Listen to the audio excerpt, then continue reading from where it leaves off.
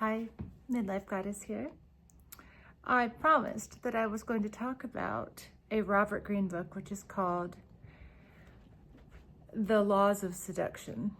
And his first book is a different book. It's called The 48 Laws of Power. Now, The Laws of Seduction, I ordered the book. I had it before. And when I ordered the replacement, I'm sure I gave it away to someone, as you do, you know. When I got it, it was tiny. Like, that's what she said. No, really, it was tiny. It was like, this is the normal size, and it was like a mini book and skinny, and I don't know. Was it a counterfeit book I got?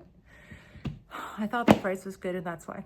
So I'm going to talk about my old favorite, the Power book, and it is really, if you think about it, the same guy wrote it, Robert Greene. Robert Greene, if you haven't heard of him, he is a master of seduction. And a lot of guys write books about seduction who, I mean, I guess you could look at them and figure out they're sort of a Casanova type character, right? Robert Greene is, I mean, he's not like a supermodel. He's not, you know, he looks like a regular guy. And he's an expert at seduction. So I think it means a lot more when a regular guy knows these things than just, you know, some dude who's lifting weights and all that all the time. Anyway, I became interested in him years ago when I first bought this book. This is probably the third I've had because I tend to just give books that I like away to friends who I think would enjoy them. And the first law of this book, the Book of Power, is really important. And in this book, this is more of a book of like the art of war, that kind of thing. So it's talking about how you would use this in order to gain control in a situation. But how is seduction sort of like gaining control of a situation? Well, I think in the art of seduction, they can be one and the same.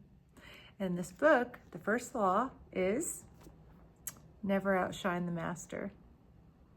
This is a law that both men and women need to apply when they're trying to seduce someone. What is out? And also, okay, let's also say that in jobs, you should definitely don't outshine your boss. If you outshine your boss, they'll come gunning for your job. You can bet. That's why sometimes people who are just sort of mediocre will stick around in a company forever, and somebody who is a threat to the boss and very good gets fired. Okay. And if you've had a lot of jobs in your life or you've just paid attention to human relationships, you've seen this happen. You've seen this in action a lot. And sadly, sometimes parents even do it with kids. Parents can actually be, instead of happy for their kids, they can be sort of in competition with their kids. And instead of, you know, just being like, yeah, you did great, they're like, well, I did this first, and I did this better. And I mean, if you have a parent like that, I'm sorry, you may be a narcissist if you have a parent like that, because that's the kind of, that's what they create when parents are in competition with their kid. They create people who grow up to have to be a narcissist because they didn't get that support of their parent telling them that they were great when they should have. They got a parent that knocked them down. Back to the subject and seduction. And how do we seduce? With the law of never outshine the master. Okay. Women tend to be better at this than men. Sorry, but it's true. Not, although modern feminist women are probably the worst at it. People who are in sales are better at it by far than people who are not in sales. People who have waited tables and done well at it, not people who waited tables and didn't make good tips. I'm talking about people who are in the service industry who knew how to do it and did well, were successful, or people who are in sales who have done well, like the top earners. They are all good at not outshining the master. And if you want to seduce someone, you certainly cannot make them feel like you are better than them, at least not in an obvious way. But no, you really can't. You can't make people feel that you're better than them. And outshining the master would be one-upping. So if you're on a date, or even just in conversation with someone you might want to be romantic with. When they say, I went on a cruise to Mexico, you don't instantly say, I went on a Mediterranean cruise. It's hard. It's hard to keep it in. But you don't say that if you're trying to seduce them, because you want to act and be curious about them. Curiosity is very seductive. You're curious. You want to get to know them. You want to be interested. If you outshine them, it shows that you're really interested in talking about yourself and not them. And so the same thing is with, this is one thing where a lot of times when I find as a woman, if you have done a lot of cool things in your life and someone asks you and then you talk about it, there are guys who will literally be in competition with you and will be like, oh, well, I went there. If you say you went somewhere, or I did that, or it just, and I don't know why they do it.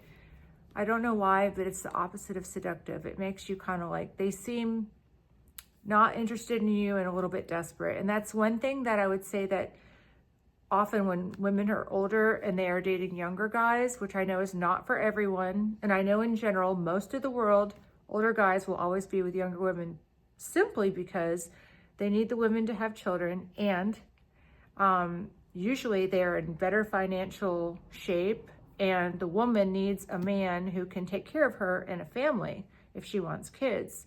It's kind of how it works. It's traditional. It's a traditional family structure, and we're all lucky if we grew up in a traditional family structure and a traditional home, because it seems to be a great way to start off.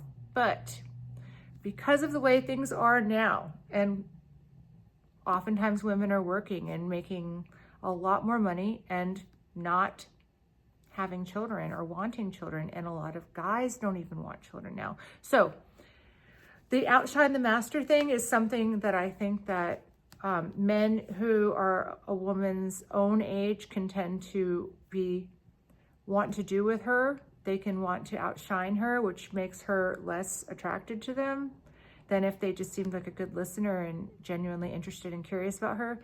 And younger guys, they don't do that.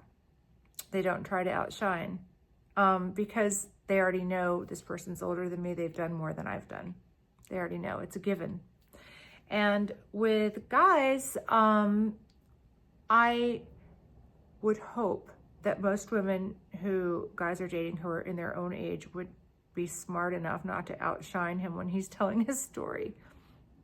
And if she is doing that, if she's trying to outshine him and tell him the cooler thing that she did that's similar but better than what he did, she's probably just not interested. And it's like a form of a poison pill where she's kind of in a roundabout way saying she's not interested by not, I don't want to say flattering him, but by not giving him the attention that she knows how to do it, right?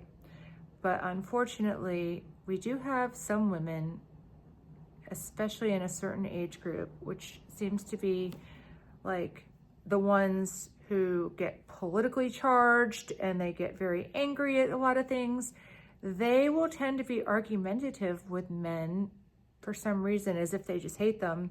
And they might just, he's just talking and they're combative. And they're like, well, I did this and da-da-da in there. And that is definitely not attractive or a turn on. And I don't know why it is that way. I feel like these women are hurting themselves because they're just ending up with guys who are complete simps, because that's the only one who's going to put up with them, because they're not fun to be around, not enjoyable, and they're not curious, they're combative. So adopting curiosity as a way of entering into dating someone is a great way to learn about new things, as well as this person who you may or may not want to date. So rule number 1 of seduction, but of power, is don't outshine the master. Thank you for watching. If you like it, please give it a thumbs up. I appreciate it so much, and I appreciate your comments. I love reading them. It's really fun. And I try to respond when I can, and share it with a friend. Thank you. Bye.